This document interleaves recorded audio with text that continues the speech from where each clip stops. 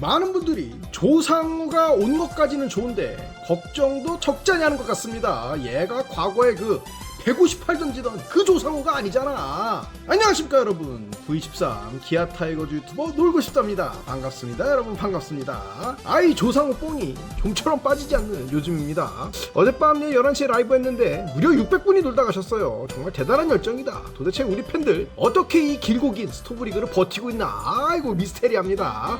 오늘은 이제 갸상우가 됐죠. 갸상우 이 선수에 대한 뭐 이런저런 이야기들과 최근 성적과 구위, 그리고 내년 기아에서 어떤 역할을 이제 수행할 것이냐, 이런 이야기들을 아주 그냥 가볍게 한번 해보도록 하겠습니다. 자, 조상우 1994년생이죠. 이제 25시즌이 되면 31살이 되는 선수다. 2013 KBO 드래프트 1순위로 당시 넥센 히어로즈에 입단하게 됩니다. 내년이면 10번째 시즌을 맞이하죠. 커리어 대부분을 이제 불펜, 특히 마무리 투수로 보냈고요. 2015 시즌까지 히어로즈의 마무리 누구였습니까? 우리 수석 코치 손승락이 이제 2015 시즌을 끝으로 롯데 자이언츠 이제 FA 이적하죠. 당시만 해도 이제 히어로즈는 조상우의 보직에 대해서 선발 마무리를 저울질하던 때였습니다. 그러다 이제 2016년은 이제 조상우가 몸이 안 좋아서 이제 거의 뛰지 못했고요. 2000 시즌을 기점으로 마무리 투수로 조상우를 낙점하죠. 커리어 초반에 조상우 아주 좋은 하드웨어를 바탕으로 그냥 떡대가 실해요. 무시무시한 포심 패스트볼을 던지는 투수였지만 거친 남자야. 신인 때부터 2015 시즌까지 3시즌 연속 볼넷 비율이 2자릿수를 넘었다.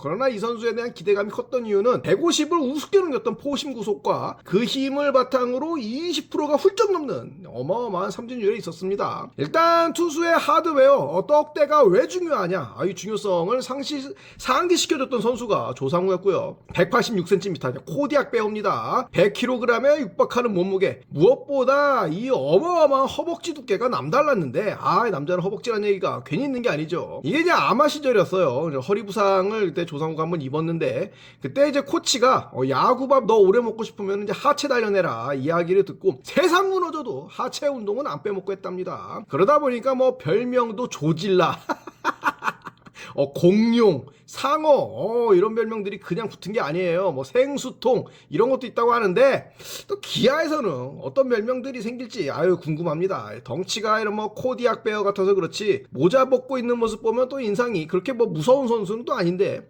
근데 일단 모자를 딱 쓰면 이 눈매가 살아나서 그런지 일단 형소리가 절로 나옵니다.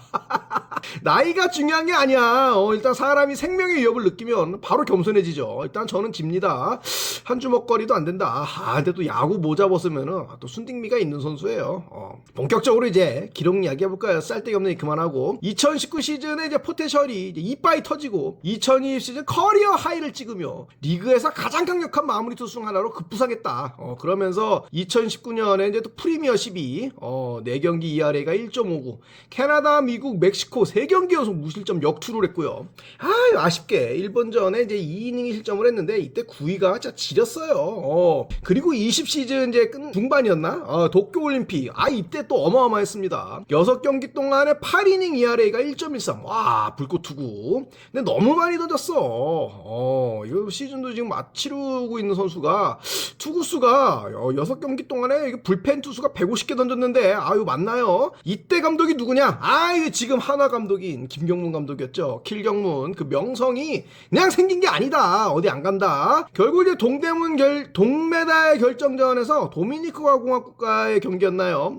5승 아니 5실점 하면서 이렇게 개같이 멸망했는데, 우리나라가 패배하죠. 이러면서 병역 면제 받는 거를 실패합니다. 그때 팬들 여론이 인간적으로 다른 선수는 몰라도 조상우는 면제해줘라 이런 이야기가 나올 정도였으니까요. 그리고 아니나 다를까 결국 리그에서도 구르고 국제대회에서도 계속 구른 결과 21 시즌 조상우 9위 저하가 찾아옵니다. 세부 지표가 눈에 띄게 나빠진 건 아닌데요. 구속이 이제 150, 평균 구속을 150이 넘었는데 이제 그게 140 후반으로 좀 떨어졌고요. 여기저기 잔부상도 좀 생기고요. 그리고 결국 이제 22 시즌이 끝나고 난 다음에 사회복무요원으로 병역을 이행했고, 23 시즌이 끝나고 키움 히어로즈로 복귀를 했습니다. 24 시즌 이제 돌아왔는데 확실히 뭔가 정상이 아니었어요. 일단 구속이 너무 안 나왔다.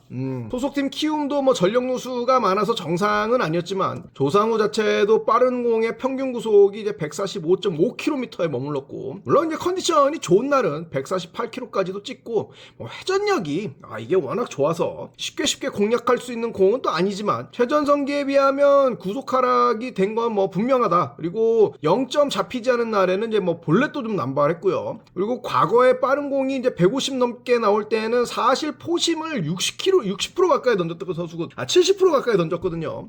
근데 24 시즌은 이제 포심 비율을 60% 선에서 이제 그쳤습니다. 근데 그 어떤 60% 던졌으면 나머지 40%를 던져야 되는데 슬라이더를 제외하면은 그렇게 조상우가 구종 가치가 좋은 공들을 여러 개 갖고 있는 선수는 아니거든요. 이게 조상우의 약점이죠. 24 시즌 이제 조상우가 거둔 성적들이 나쁘냐? 그렇게 볼 수는 없지만 조상우라는 이름값, 네임밸류를 생각하면 이제 살짝 아쉽고 또 우려가 되는 것도 사실이다. 일단 전성기라고 할 수 있는 19 시즌과 20 시즌과 비교하면 확실히 구속 차이가 많이 난다. 그거에 이제 ERA도 약 1점 정도 상승했어요. 무엇보다 이닝 소화력이 24 시즌 매우 적었는데 또 한편으로는 크게 우려할 만한 문제는 아니다라는 이야기도 있습니다. 일단 키움이 리빌딩 중이다.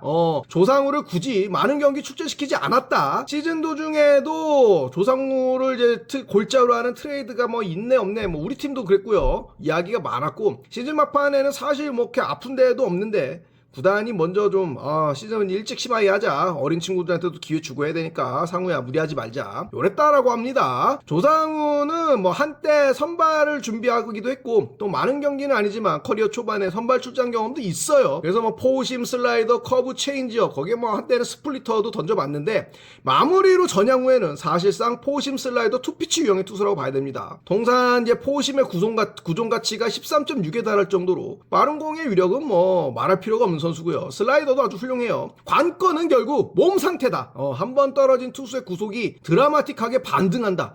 이런 사례가 많지는 않습니다. 근데 객관적으로 평균 구속 145km 이거 우습게 칠 수 있는 공이 아니에요. 24 시즌 기아의 마무리 정혜영의 평균 구속도 똑같았거든요. 145.5km. 조상우와 정혜영의 평균 구속은 24 시즌 똑같았다. 조상우나 정혜영이나 뭐 빠른 공의 구속으로 승부하는 선수다라기보다는 구속 대비 좋은 이 회전력 수직 무브먼트가 좋은 묵직한 포심을 던지는 선수들이죠. 그리고 이전 영상에도 말씀드렸지만 조상우 이 선수 곧 미국 드라이브 라인 훈련이 예고돼 있습니다. 드라이브 라인에서 훈련한다는 거는 몸 상태가 좋다는 뜻이고 어디 아픈 데가 지금 없다라는 뜻이거든요. 어디가 아프고 치료가 필요한 선수면 드라이브 라인을 못 가죠. 재활하러 가야지. 몸 상태에는 크게 걱정할 게 없다. 단 뭐 구속이 회복된다. 뭐 이게 뭐 분명하다라고 말씀드리기는 좀 어렵고요.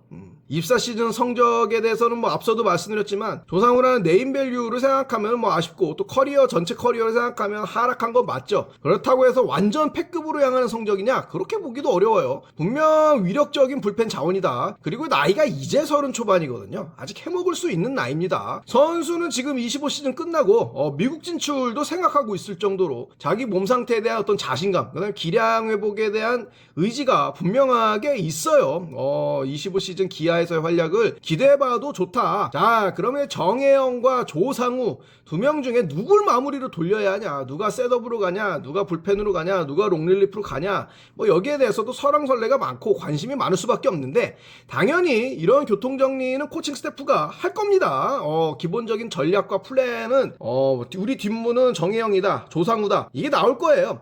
근데 사실 이 문제가 그렇게 중요하냐? 전혀 걱정할 문제가 아닙니다. 기아의 필승조를 예상해보면 24 시즌 활약했던 곽도규, 전상현, 정혜영, 최지민, 이준영에 이제 조상우가 더해지는 건데 우리가 24 시즌을 봐서 알지만 아무리 좋은 불펜이라도 한 시즌 내내 한결같을 수는 없다. 그쵸? 피로가 누적돼서 잠깐 2군 갈 수도 있고 또 큰 부상이 아니더라도 뭐 엔트리 말소가 중간중간 메디컬 이슈로 필요할 수도 있고요. 정혜영도 그랬고 전상현도 그랬습니다. 그렇기 때문에 해당 선수들의 어떤 퍼포먼스, 성적이 중요한 거지 보직은 크게 중요하지 않고요. 시즌이 진행되면 알아서 필요한 자리에 결국 알맞은 퍼즐들이 찾아서 들어가는 게 그게 프로야구입니다. 저는 여러분도 아시겠지만 굉장한 낙관론자죠. 굳이 뚜껑 따지도 않았는데 그 새끼는 한물 갔어, 안 될 거야, 괜히 데려왔다, 망할 가능성 높다, 픽만 날렸다, 아까운 10억, 요런 생각 자체를 안 합니다. 객관적인 지표를 봐도 조상우급 선수는 건강하기만 하면 시즌이면 무조건 플러스입니다. 국대 최강 마무리였어. 뭔 걱정을 해. 자, 조상욱봉에 취해서 어떻게 흘러가는지 알 수 없는 요 며칠인데요. 이제 또 다시 정신불 부여잡고 다가오는 오프 시즌에 대해서 또 다른 이야기들, 색다른 이야기들 맛깔나게 해볼 수 있도록 하겠습니다. 오늘 준비한 소식 여기입니다. 감사합니다. 놀고 싶다 했습니다.